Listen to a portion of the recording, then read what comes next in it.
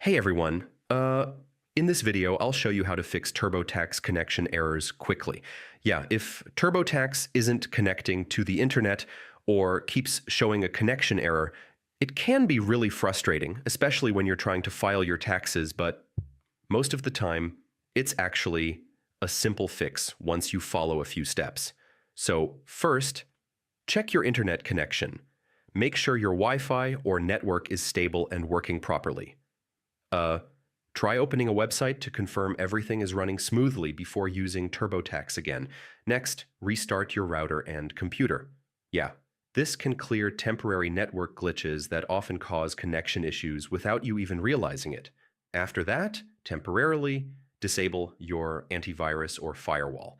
Sometimes, security software blocks TurboTax from accessing the internet, which leads to connection errors. Also, make sure TurboTax is fully updated. Updates fix bugs and improve connectivity, so running the latest version can solve many issues instantly. And yeah, if you're using TurboTax online, try switching browsers or clearing your browser cache. Stored data can interfere with connections and cause loading problems. Finally, check if TurboTax servers are down or under maintenance. If the service is temporarily unavailable, you may just need to wait and try again later.